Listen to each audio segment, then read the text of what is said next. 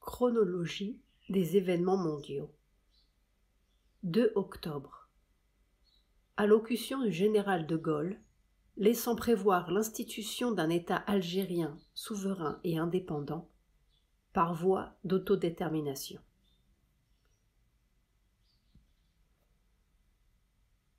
Octobre. 2 octobre 1961. J'avais dans la main une de ces fleurs. Générosité intégrale. Balsamine, impatience balsamina.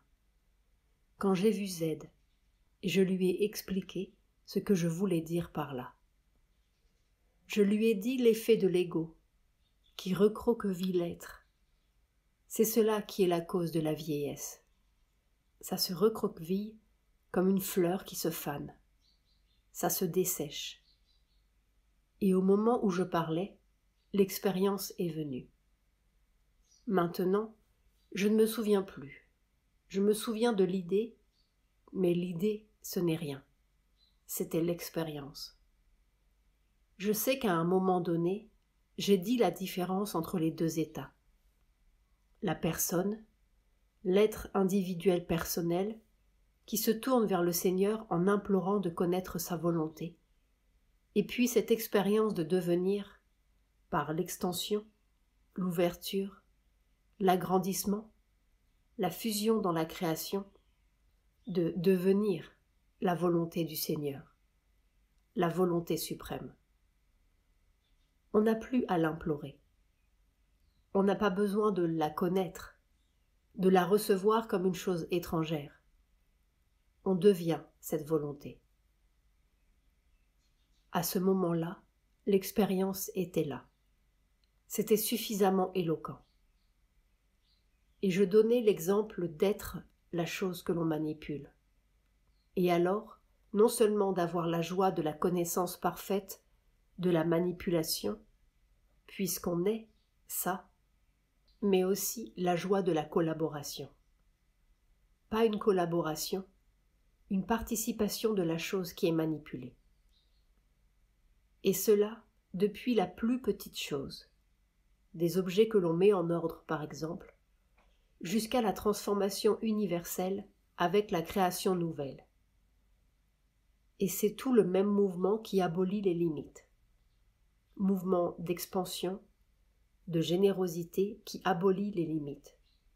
Ça commence par un don de soi, ça finit par l'identification.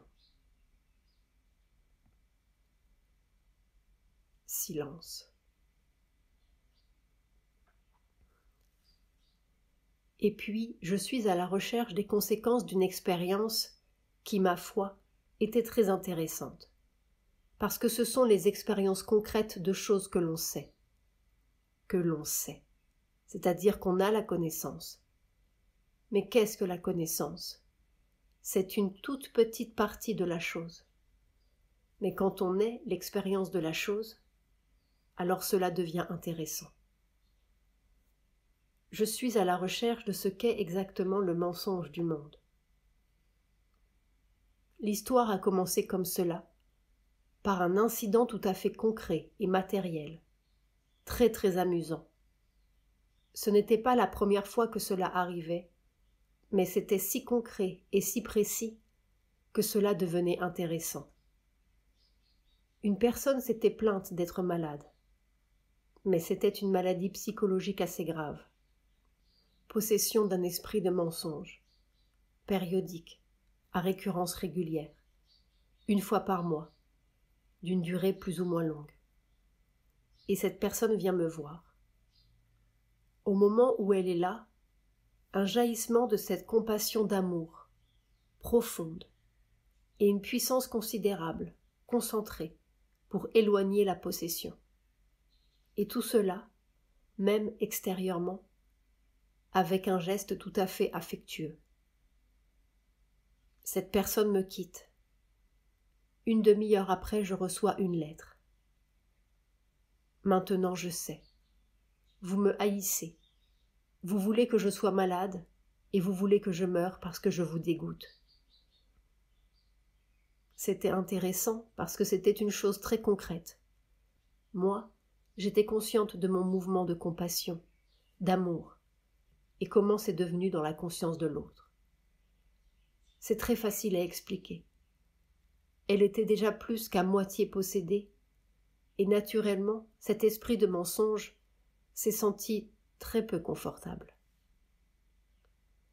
Mais l'identification de la personne en question avec l'esprit qui la possédait, non seulement mentale, mais sensible, vitale, était si totale qu'elle avait senti cela comme un geste de haine. Et alors, quand j'ai vu les deux phénomènes, j'ai vu là. Oh, mais c'est exactement ce qui se passe dans le monde. C'est exactement ce que tout le monde est. Il faut dire que cette expérience est venue après 3 jours où je m'étais concentrée. Une concentration presque constante, pour expliquer cette chose. Pourquoi c'est devenu comme cela? Le pourquoi est impossible à trouver, mais le mécanisme, c'est déjà quelque chose.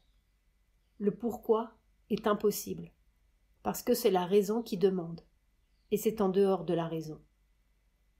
Mais le mécanisme, l'expérience du mécanisme.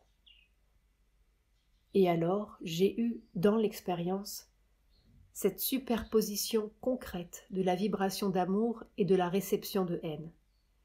Et j'ai dit, mais c'est exactement cela. Le Seigneur est tout amour, toute vérité, toute béatitude, toute félicité. Il est constamment comme cela. Et constamment le monde, spécialement le monde humain, le reçoit de l'autre façon. Et les deux choses sont superposées. Mère plaque sa main gauche sur sa main droite. Les mots ne disent pas « c'était l'expérience ». J'ai contacté. C'était très intéressant. C'est resté longtemps. 2, 3 jours. Et alors, il y a eu des conséquences. Parce que c'était lié aussi à un état de santé. Un mal de tête qu'il fallait guérir. Alors c'est venu clair comme le jour, l'explication des maladies. Mais il faut encore que j'ajoute quelque chose d'antécédent. Cette concentration pour trouver le mécanisme venait du fait qu'il y avait des désordres dans le corps, qui disparaissaient et revenaient.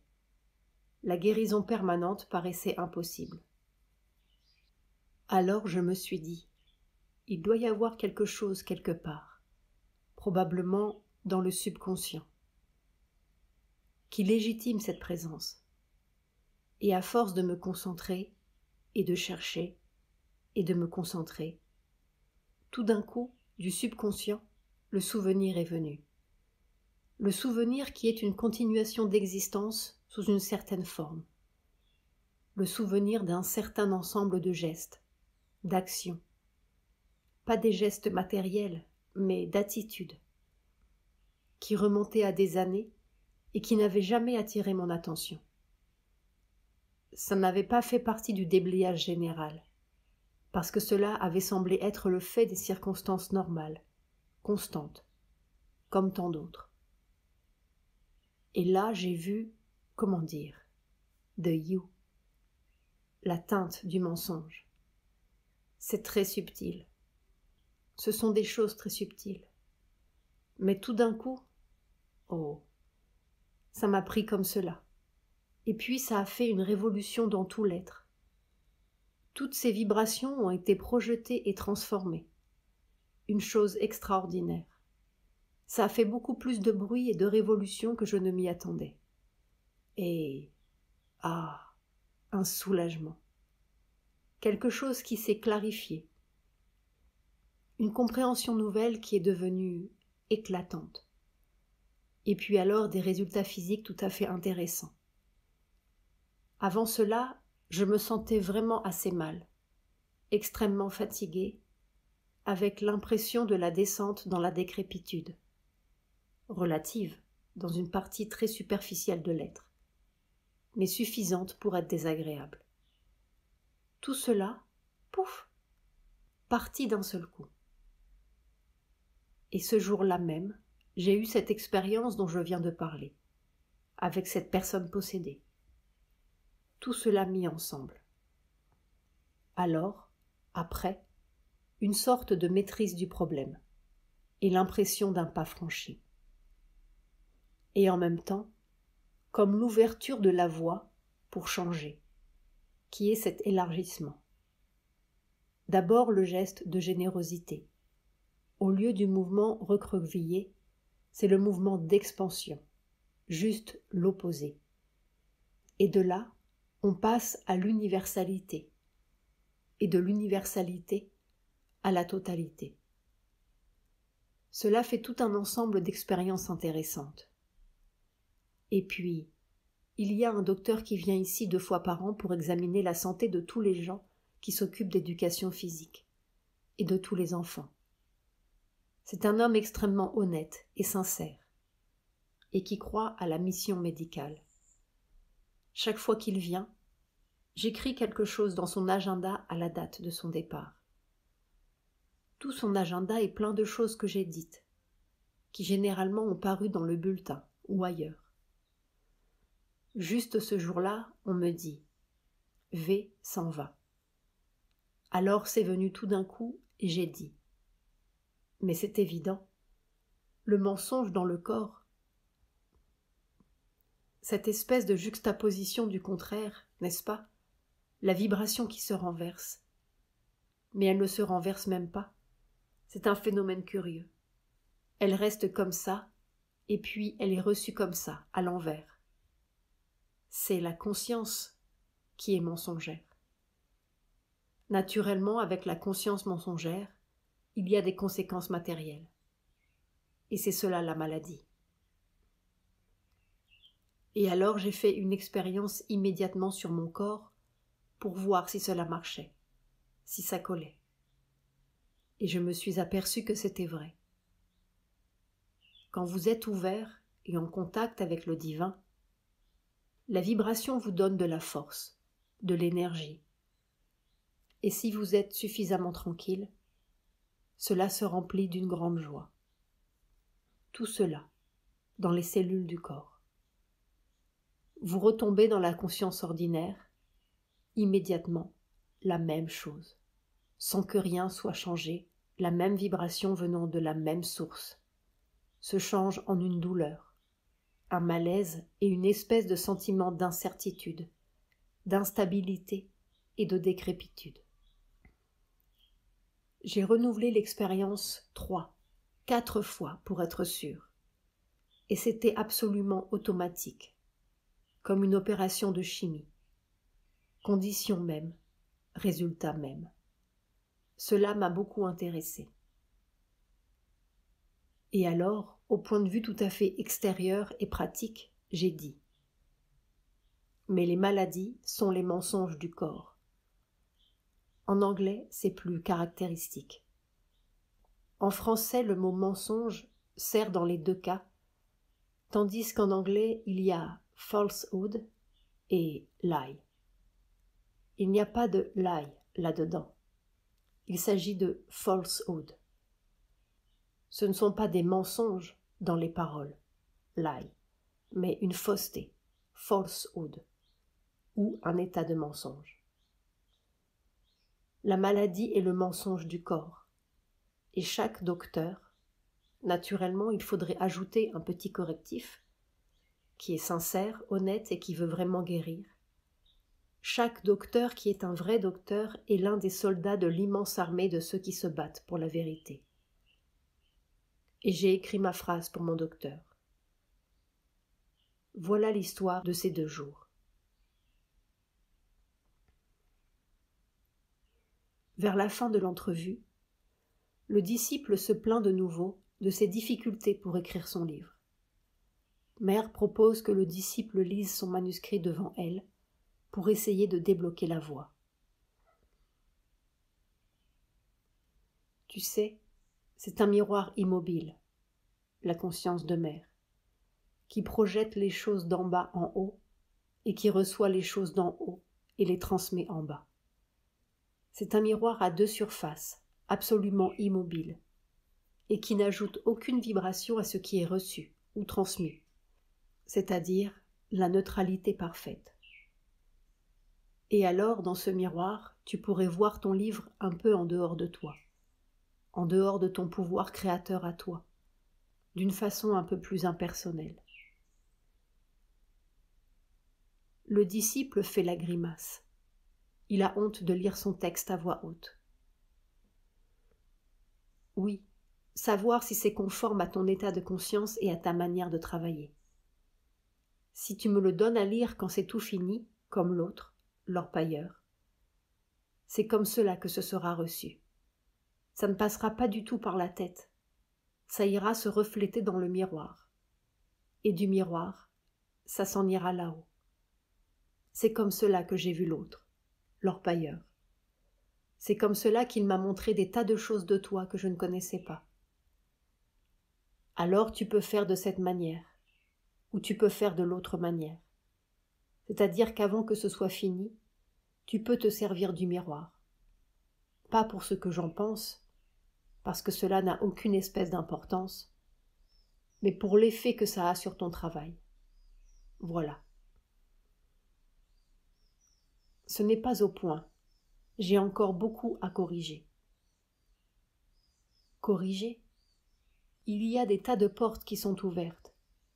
Et par ces portes ouvertes, des choses incommensurables pour toi peuvent agir à travers ce que tu as écrit. Ça apportera infiniment plus à la lecture que ce que tu penses y avoir mis. Ça mettra les gens en contact et suivant la réceptivité, chacun attrapera quelque chose. Alors ça, c'est très important. Il ne faut pas toucher à ça. Le disciple mettra 14 ans à perdre cette habitude de corriger. Je veux bien lire. Ça te prendra du temps. Non, non. Dès que j'écoute, tout se tait, tout reste tranquille. Je deviens vraiment un miroir immobile. Mais il y a des gens que je n'entends pas du tout. Je vois des lèvres qui bougent. Rien. Il n'y a rien. Même pas une pensée ordinaire. Dès qu'il y a des gens qui pensent un peu, j'entends tout ce qu'ils disent. Mais les autres, ça fait ouh, ouh, ouh, ouh. Encore dernièrement, c'était amusant comme tout. Je ne sais plus qui c'était. Enfin, quelqu'un est venu me voir, qui a commencé à me parler. Comprenais rien. J'entendais du bruit, et puis c'était tout. Comment faire ? Cette personne me posait des questions. Elle venait là pour la sadhana. Note. Ce n'était pas pour des choses extérieures. C'était une visite sérieuse. Ça faisait ouh, ouh, ouh, ouh, ouh. Et puis rien. Alors je me suis concentrée et puis je me suis mise en contact avec son âme. Parce que c'était la seule chose que je pouvais contacter. Ça m'a pris un petit moment. Je suis restée silencieuse. Et il a fini par rester silencieux aussi, parce qu'il a vu que je ne répondais rien. Et puis tout d'un coup, c'est venu clair. Tu sais, comme des gouttes d'eau qui tombent comme ça, de là-haut. Des phrases toutes formées. J'ai commencé à lui dire toutes sortes de choses sur ce que son âme voulait, ce qu'il avait à faire sur la terre. Alors ça a été une révélation. Il a dit « Ah !» Voilà, toute ma vie, j'attendais d'entendre ça. Mais ça a pris du temps, parce qu'il a fallu d'abord qu'il s'arrête de parler, et puis que je me concentre. Et je n'ai jamais su ce qu'il m'a dit. Au moment de partir, Mère réclame certains papiers que P lui a laissés à examiner, des programmes de réforme scolaire. Donne-moi cette littérature. Je suis désespérante pour eux parce que je leur dis toujours. Mais ça ne fait rien. Faites comme ceci, faites comme cela. Cela revient toujours au même. Ils sont indignés. Comment ? Ça revient au même ? Mère rit de bon cœur. Voilà.